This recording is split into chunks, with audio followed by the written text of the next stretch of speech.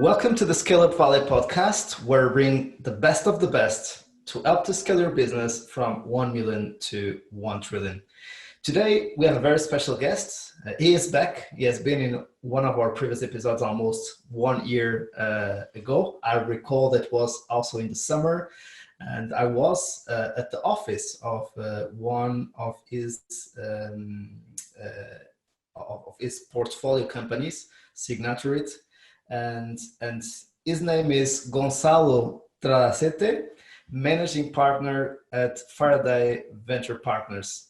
Welcome back, Gonzalo, to the show. Thank you very much, Mike. Very, very pleased to participate in your show. Thank you very much. It's really a pleasure to have you back. And we have talked in during peacetime, and now we are, as you know, we are doing a special edition dedicated to wartime and to help startups and scale-ups and founders and executives to be better prepared for the times that we are facing today and for the upcoming months. So it's always great to pick up your brain and learn from you and from your portfolio, so you can all help each other. So it's all about community. For the ones who didn't have the opportunity to listen from yourself in the last episode, if you could just introduce yourself and the amazing job that you are doing at Faraday, I would be very thankful. Thank you very much, Mike. Well, Faraday Venture Partners is a private investors club specialized in venture capital. We invest in the early stage of companies. Early stage, I mean early commercial stage, at least 6-12 months of sales. And we analyze and we invest in that stage, and we make a lot of follow-on funding as well. But we enter at that stage in particular. We initiated in Spain, and now we are also active in Portugal, Mike, as you know, and in Awesome. Germany as well, with our first investment in Germany these days, actually. So we're very happy, and we will be also opening new towns in Europe in the coming months. Got it.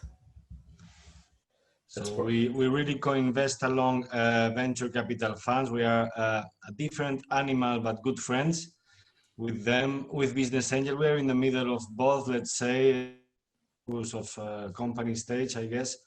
We have a very broad view. We don't invest in any specific sector. We invest in everything that we see has sense. And we are very much focused on the commercial part of the company. We try to put all our efforts in helping the companies to sell more. Okay. Mm-hmm. Also, obviously, in the strategy of financing, in next rounds of financing, etc., because that's our job. That's what we do as day-to-day living. We are investors. We talk with other investors, but and we have a structure for that and so resources. But I like to say that we are different in the sense that we have a very strong commercial focus. We really believe the best proxy of the value creation and of the profit for our own investments is a rapid, consistent, margin-full, recurrency-full growth of because that's very important for us. Very happy clients and very many clients. Exactly. That's the most important thing for the company itself, in a sense. Exactly. Okay, so that's what we are. And on the other side, instead of having a few LPs, we have private individuals. There's private investors like you and me. We invest, 10,000, 20,000. Some of them go 200,000 in that one. But many of them 3,000 or 2,000. We are 227 members across Europe at the moment. That's incredible. Congrats. And we're growing at normal in peace times. We're going at 4 or 5 new members per club per month. We will talk about that during wartime. There was a couple of months that everyone was scared, obviously, and now we're coming back with this 3-5 new members per month, opening new clubs and starting with our own digital as one of the good parts of the pandemic as well, digital commercial strategies as well. Exactly. So that's what we are. That's amazing. So in less than a year, you are already in Portugal, my hometown. That's why we were kind of doing this private joke. And Germany as well, a very competitive market in the investment landscape. Yeah. And it's good For to us, it's very recall. important, this internationalization. As we were talking in that conversation, I remember, but I Yeah, believe the early stage is very important for Europe to yeah, be able to have professionals that invest at that particular stage that are able to connect with people like you, with, you know, yeah, professionalize at an early stage of the company. The company itself, I believe there's a lot of value creation potential, and in the exactly. smallest and smallest time frames every year going on. The more digital the Absolutely. economy, the quicker you can get to your real customers anywhere they Exactly. are. Exactly. So Exactly. I really believe in this in this focus, and that's why we are internationalizing and opening new clubs instead of trying to grow the Spanish club, which would make us go to a later stage, which is what we don't want. We want to be in the early stage in many places because we believe that's Exactly. where the opportunity and the necessity are. You Yeah. know, and as I was telling you today, we no this week we're sharing the first investment opportunity in the, you know, that was for a week in the booking period, let's say for the 16 German partners as of today in 3 4 months. Yeah. And Amazing. these 16 partners, there were 9 of them who made bookings. Amazing. Amazing. That's So for incredible. me, that's a very important proof that it's a model thing, and you know the opportunities, German, Portuguese, Spanish, Danish, anyone Right. has got ideas and talent, and nowadays access to really good education if they really want to learn, you know. Exactly.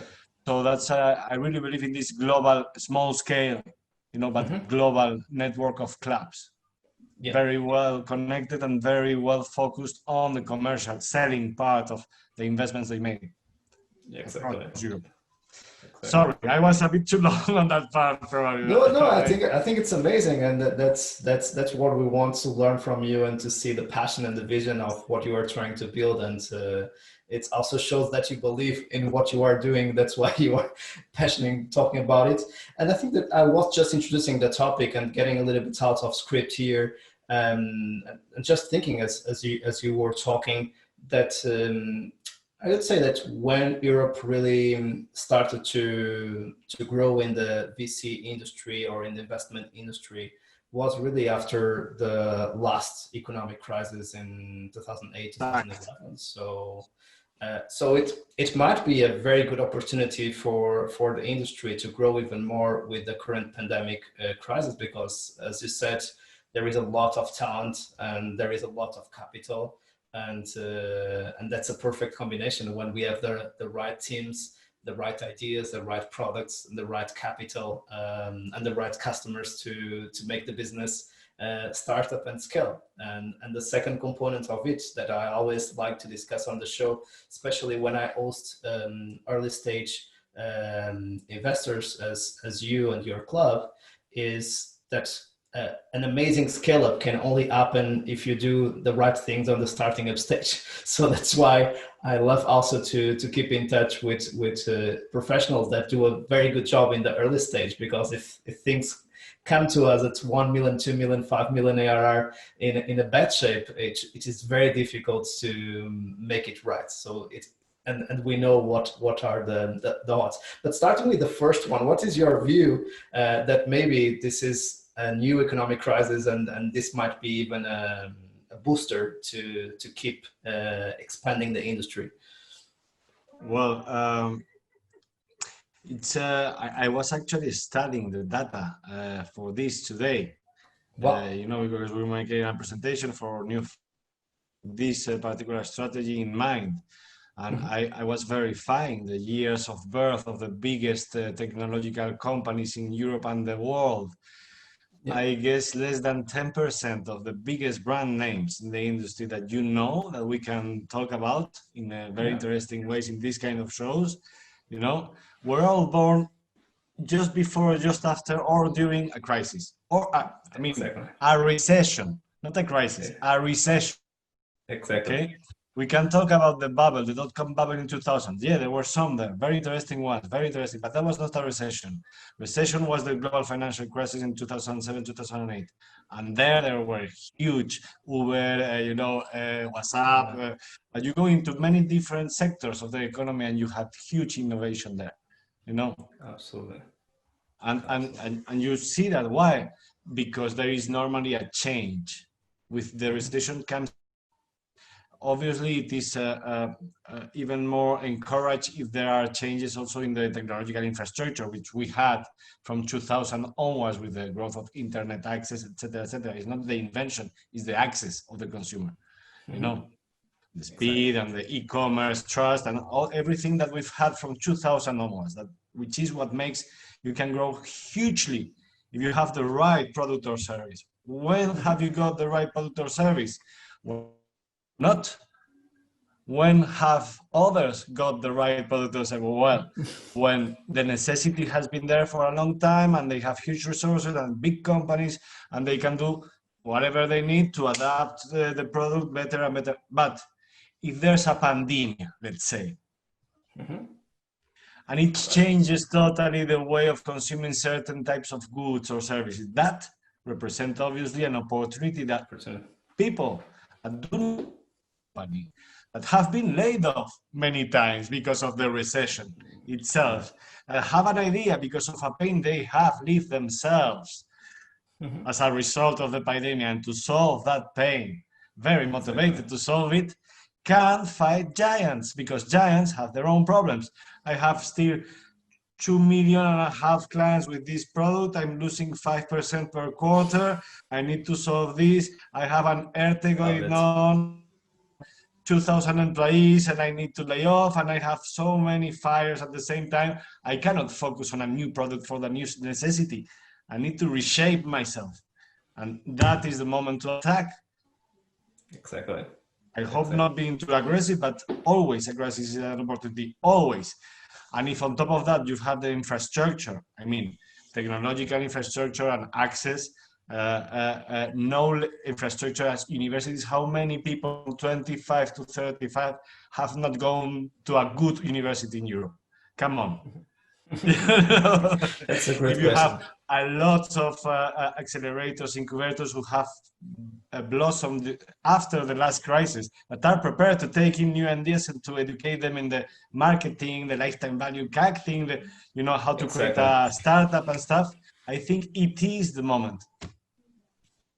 That's amazing. That's a very encouraging view on the world, and I agree with you. Especially any world I know class you agree.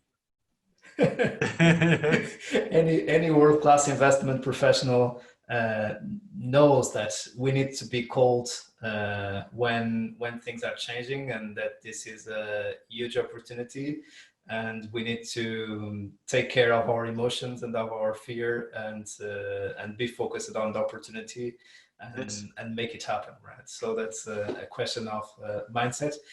Easier said than done. So that's great to listen that from you here on the show. And let's come back to the three critical ingredients that we always discuss here. So number one, radical focus.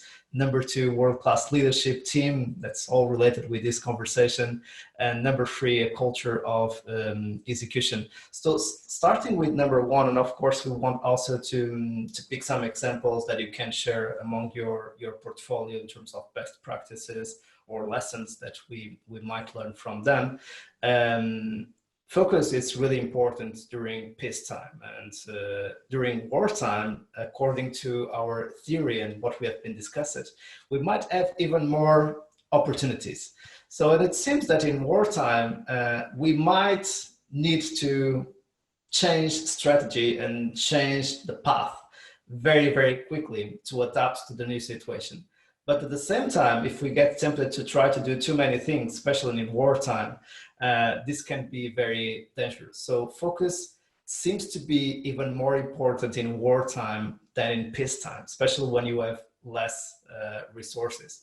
So what's your take on radical focus, peacetime versus wartime, and how have you seen your portfolio of companies adapt to the new situation and really find their critical priorities during the pandemic crisis? Okay, what we did the day one of the pandemic, the emergency state and stuff, was 13th of March, which I think it was a Friday, was the Monday. Yeah. We sent an email and we contacted personally. Let's say, imagine we have around 20 companies in the portfolio, right? Yeah. 10 of them, which are well, that's important from the investor point of view, Exactly. especially in, okay, so half of them have what we say tailwind, okay? Because it's great. People are at home and consume more of these goods, like video games, like digital signature, like stuff like that. Yeah. Right. And half of them not at all, in the eye of the storm, we call it, which is like a travel agency. Yep. Perfect example. Exactly. Drop to zero. International travel agency. So you can't, you just can't. You still have to pay the employees though. Okay. So you need to solve this out.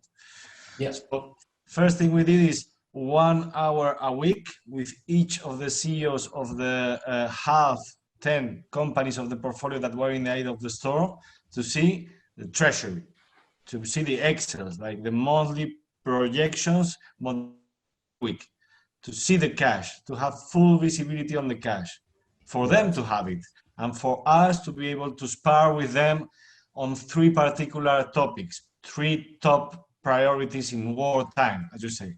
Wartime, it was 2 months and a half, nearly 3 ago. Today, I wouldn't call it wartime, I would call it post-war.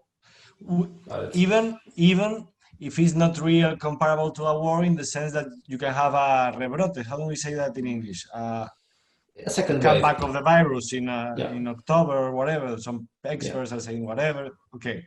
In a post-war real time, you know you think there's not going to be any more war. So that is a big difference in the strategy thing. But in the full war, 2 months and a half ago, is every single week, 3 top priorities to see the cash, in 3 ways. First, use cost at the maximum level, use all the public government help that you can to cover the salaries of the people that you really need to stay, and see how much can you reduce to have it hibernate, but line by line, every single line, and spar with me. Why cannot you take it even down more? Okay, just to make you reflect on that. Second, push the cash availability up. All the ecos, the different also government programs that are available to companies that are affected by the pandemic, whatever. Go to all the commercial banks and try to have the maximum cash you have. On that, we had a compliance and legal affairs officer and a CFO, and they were advising personally as well to the application of the ERTES for the reduction of salary cost and to the application of the cash loans. But I was checking with them the implementation of this contingency planning, let's say, on reducing expense and maximizing cash. First 2 are very, not easy, but obvious and immediate priorities.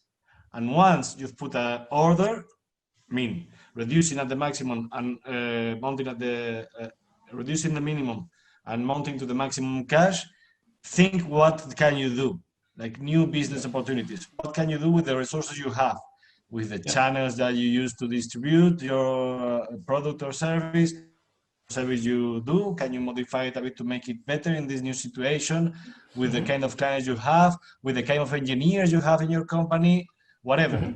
But think about that, and like spar, that was the more pleasant part, it like was a brainstorming how to adapt. Exactly. And they've been doing amazing things. Some different companies, one of them gel for and the other masks. 2 different companies among many very things. A travel tech company was making for the airlines a software that told the clients where they could go and what permits in real time they needed. That's amazing. It was a huge work, It was as much technological as verifying many things by, that huge service and value. Well, so you can do stuff, but first you need to put order. These were the 3 main priorities. And all these 3 priorities need to be stationate. You need to have a source, which is communication. A lot of communication, because people are scared, employees are scared, providers are scared, consumers, your clients are scared, your investors are scared, everyone is scared. How do you take away scare? Not by shutting up and executing, no, by telling. So we had like we told, I was advising them to put each one on his own employees and whatever, but a frequency of communication. Yep. In our case, we are less than 10 employees. It was one together meeting every single day of 35 minutes. Communication with my investors, for example, with most of the companies in the portfolio, once a month. From the ones that were in the eye of the storm. The others that were flourishing, okay, no, let's focus on selling more. It's okay, don't talk to us. But the ones that were in deep trouble, we could help, I guess, already just by doing this, talking with them on what others are doing. We also did, for example, an initiative is Friday before lunch, 1 hour of the CEOs that were in the eye of the storm, together with me as a moderator, to talk about these 3 priorities, as I told you, minimize expense, maximize cash, and new initiatives. And there were brilliant ideas. Actually, if you put 10 brilliant people in a video call that are under pressure and with problems that are common to these 10 people normally, then amazing. you have ideas there. So these were a bit our focus in the first month and a half, weekly sessions. Then after the ecos were obtained and the plan was reduced by weekly sessions, okay, and now we're going to reduce it to, it's okay. That's the other good thing about early stage. It's not 2,000 people companies or 200 people companies. It's 20, 30, max 50. When we enter, it's maximum 50. It's between 10 and 30 normally people, which makes that people are very compromised, that understand and have real access to the CEO, and in deep shit, you actionate yourself for something you believe in, and you can cut down or pivot easily, or with a little cash, a little help from the government grants and stuff. For example, all of the companies in the eyes of the storm from our portfolio have now 12 to 18 months of runway because of the government financing they had. They had never had this runway, and in the best possible situation ever, like 1 year of no capital paying and 4 years of amortizing. So that before the pandemic, the conditions on the loans, they are excellent. Exactly. So you can do that when you're a startup. If you are Iberdrola, it's different. Or a mid-size, big-size company. Exactly. So that's what we've been doing as a radical focus. Really focus on these 3 things. These 2 things first, then see, because they are going to have opportunities, and talk with customers, investors, employees in a consistent manner. Yeah, and regarding the priority number 3, I would say that you have prioritized anything that would have an impact on the short term to bring cash in or to differentiate the company, right? The thing is that they are the CEOs, but in my view, they need to try to push for things that are going to flourish very quickly now, but stay in the long term, if they can. If they can, it depends on the industry, clients, many things. But if you can, that's the obvious ideal. Got it. That's perfect. I always love the way you respect the position of the CEO and the team. You are always very careful about my that. Company. Exactly. I love that. Yeah. We can sometimes help, but not all the time. Exactly. So, and you have already introduced the second topic, which is world-class leadership, world-class team, and you have talked about the importance of communication, of increasing communication, and anything else that you'd like to see, especially for, and I believe that in general, startup leaders or scale-up leaders are wartime leaders, because starting up a company is so tough, so difficult, that if you are not prepared to be always on wartime. So I would say that these are the leaders that are more common living during wartime. Maybe the ones who are more in the SME space or in the corporate space that might be facing more stable times. I'm not saying easier, just different and more stable. They can think a little bit more mid long term than startup and scale up people. But anyway, they needed to accept very quickly the reality and adapt to that reality very quickly. And even more important, they need to have their teams following them and setting direction and finding out a solution for the crisis. So any examples of good attitudes of leaders that emerged among your portfolio? Today, or late night yesterday, I received an exemplary email. One of those that really had a most of them did, good reaction from in this crisis and good results actually. But there's a more important thing that you were mentioning at the beginning of this question. Just noting this for that particular example, because I think it's important and a good example for everyone, every CEO. But the important thing that you're saying, world-class leader, that you have a wartime CEO when they react positively, when they don't, oh fuck, all that shit, all negative comments and stuff. Happily, we live, Mike, in an industry where the people that we invest in and the people that we collaborate in and we talk with normally are adventurers. Exactly. They had a smaller aversion to risk than average, which means those normally are prepared people to be unprepared. Yeah. Which means that they know that they're going to encounter difficulties during a startup, even if there's no pandemic, that they cannot anticipate, and they will need to react. So they are mentally prepared in a sense for being unprepared. Exactly. Exactly. Okay. You are not prepared for a pandemic. You are not expecting to have this kind of unexpected, obviously. Okay, but I believe that there's this positive attitude that was on both sides, the people that had this tailwind and the people that were in the eye of the storm. I mean, it is a mentality in which you say, yes, there is a problem. I have an opportunity to find a solution. I have an opportunity, to be in a difficult situation in which I can prove my value and react and learn and, do things, So if you have this kind of attitude, normally you have many more chances of surviving, obviously.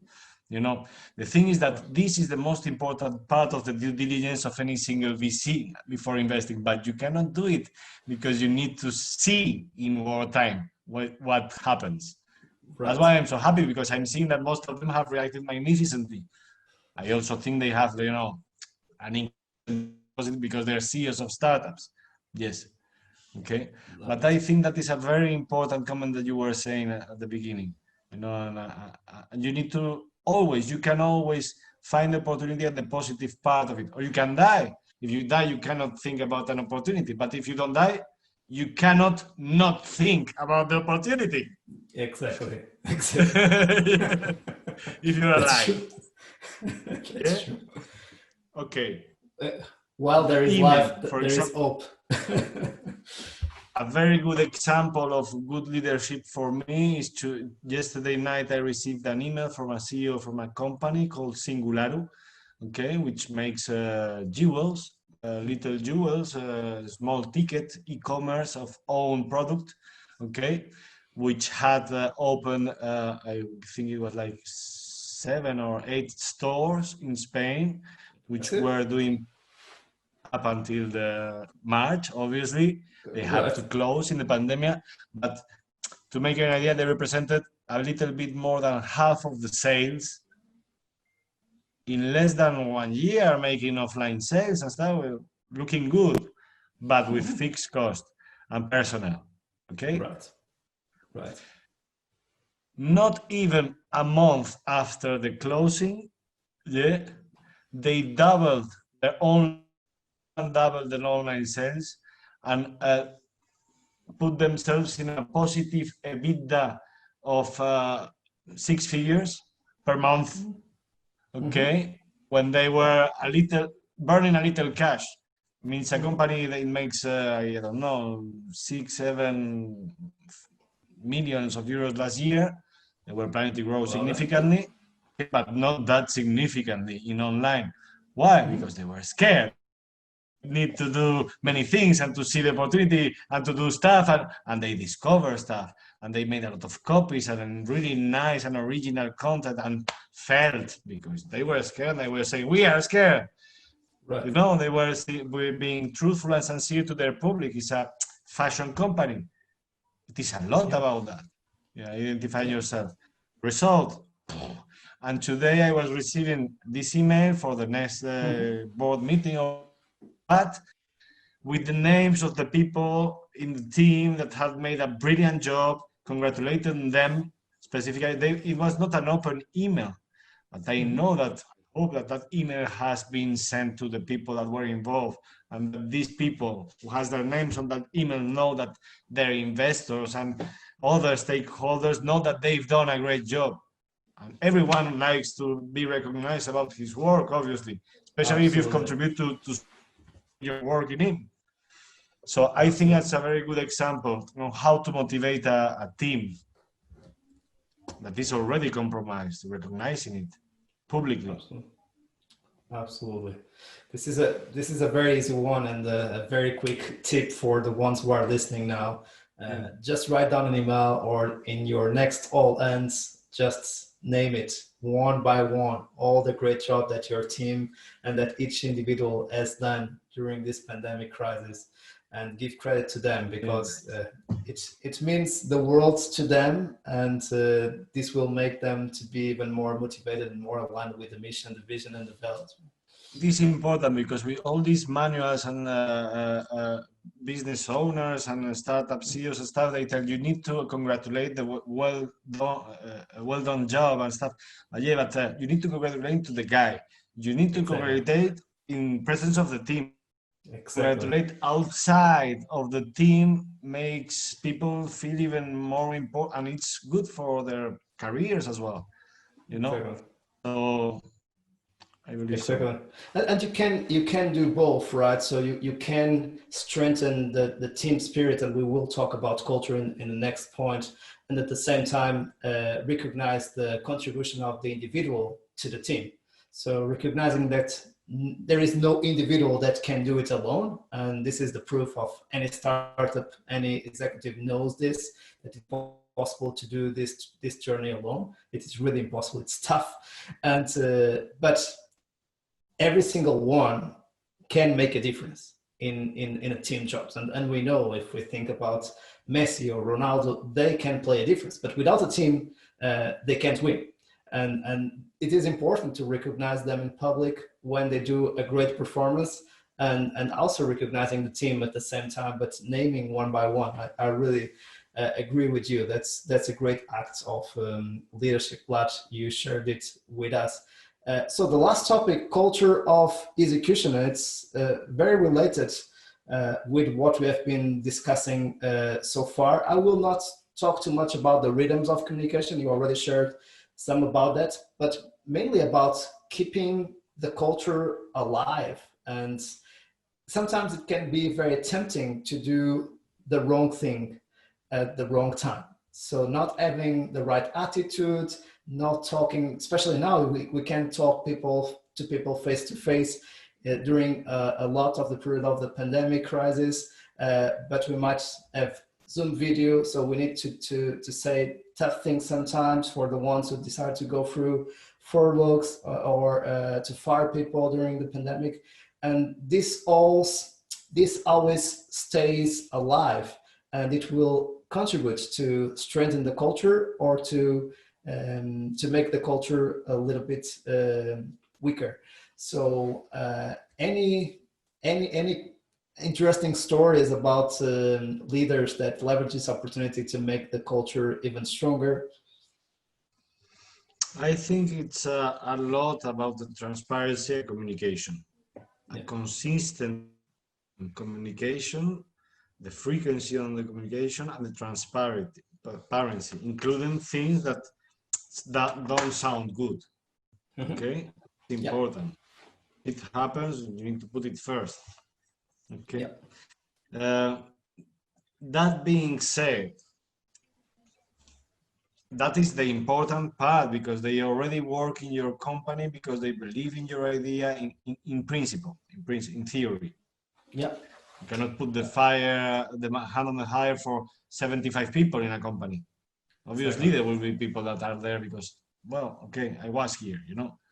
Yeah. But you need to be careful with that. So you need to. The important thing for many people in terms of war is, will I keep my employment? Okay. A second important thing, I guess, on a secondary part is, will this grow? I will probably more on the top management part, not the founders, but the employees that are more senior in a startup, I would say. Okay, is it still that shiny that I thought it was when I joined? Exactly. I mean, will my stock options do something, or is this not just survival thing? You know? Yeah. You know, so first thing is survival. Like always, I'm a senior, but I have 2 kids and need to earn some money. Okay, but I didn't join this company as a senior for the salary. I joined for the upside. But first, for everyone in the company, survival. Second, it's so you need to be transparent about survivalship. You need to be transparent about opportunities, you know, projections. I mean, financial projections. Not everyone will be that interested in numbers, but are we going to survive, or are we going to have a year? So I think that's a very important thing to talk about at first. Second, I mean, you need to, the only way, in particular, if you have problems, is to add value. You can only sell things to people if these people think that what you sell them is worth more the price they pay. It's the law of economics, you know. So you need to add value. VAT, you know, it's a value added tax. You need to add value. So that's the first thing, you know. And if you add this value, you will survive. That's the important thing. Okay. You need to make people believe on that spiritual level that of the value that you bring. So that's another thing that we were talking about before. Let's focus on short-term opportunities or opportunities that are new but that will stay in the long term. You need to add value. That's the answer. Normally, it's a long-term perspective that is going to motivate people spiritually. Not, we can earn €1 million next month or not. Yeah, let's go. Okay, yeah, but I didn't really join the company for that. It's more about the impact in that industry or my professional in what I'm learning here, or things like that, spiritually, after survival and upside. Okay. And I think that's the 3 things that you need to put, and the spiritual, and then there's the personal thing. And on top of that, it's always advisable to have a team that you get along with and like you can also take some beers with from time to time. I mean, you don't need to have lunch every day. It should also be kind of friends. It's not your friends, it's your team. It's different. They can become your friends, yeah, for sure. But at that moment, it's war and you need to save them. You are the captain. And it's not a friendship relationship, but it is a very personal relationship. So let's have, from time to virtual, for example, drinks, a beer before lunch, on a weekend, or whatever, to talk about what you're planning for the Saturday night, first of phase 2 of deconfinement, or more personal thing. Because you also connect with people on that personal level, and that's probably the more important level, you know. Exactly. So that's it. I think that's it. And on top of everything, there will be people that connect and are motivated, and there will be people that not. If you are a good leader, you will do that for everyone, but you will accept that there will be people that are not motivated or in your boat, and you need he's wrong because he's not convinced by my vision and my message and my personality. No, he's not wrong. He's just not convinced about your vision and Exactly. needs to go to another team where he is convinced. That's fine. I love that perspective. So it's the same with a customer that doesn't buy, right? So Yeah. No, you need to it's buy. You need to buy. No, you don't. I need to exactly. make a product that is for a particular clients, but not for everyone. And in certain conditions, those customers would buy. If the conditions change, they would not buy anymore. And the same applies to talent. So, and they accepted to buy at that time, but now they are not interested anymore in the product because the context has changed, or even the problem that they have now is not the same problem that they had before. So they are not looking for the same solution and the same That is motivation. a problem. That is a big problem, a war problem, a pandemic problem, but that is much less of a problem to a startup with 80, 100 B2B SaaS clients than to a giant with 2, 3, 5 million clients of a product that he needs to keep. Exactly. He cannot just cut. So yeah, Exactly. of course, it's a problem. Perfect. And we came to the end of the show with a lot of lessons and a lot of tips to really apply almost after listening this episode. And I'd like you to challenge with the last question. I already did this question last time, so let's improvise a bit here. And let's say, if you would have the opportunity to talk to your younger self at the beginning of this pandemic crisis, what advice would you tell to Gonzalo in March or February when everything started?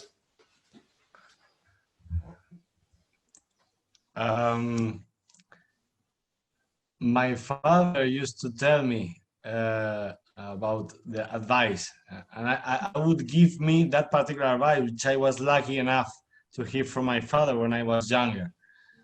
Uh, do not take my advice if you are not capable of deciding on your own. He didn't say it like that. But that's what I would say as an advice. I hope I would understand it. What it means is that I may be wrong. Listen to Exactly. everyone, listen all advices, but take your own decision. Be independent in your spirit and be able to listen and hear and understand what other people advise you in their best of their motivation. I'm your father. I'm my older me. I'm more interested than anyone. Okay, but I Exactly. may still be wrong, even when I'm much older. Exactly. So listen to me, but take your own decisions still. Exactly. Now I understand the reason why you are so disciplined, practicing this principle of not imposing your view and not interfering on the decisions of the leaders of your portfolio. So thanks so much for sharing your time with us. It was really a pleasure to have you back, Gonzalo. Thank you very much, Mike. Thanks a lot. Pleasure And for to me our too. my pleasure. And to our community, thanks for being there. We keep here bringing you the best of the best so you can explore and leverage this amazing opportunity, as Gonzalo said. See you soon and keep scaling.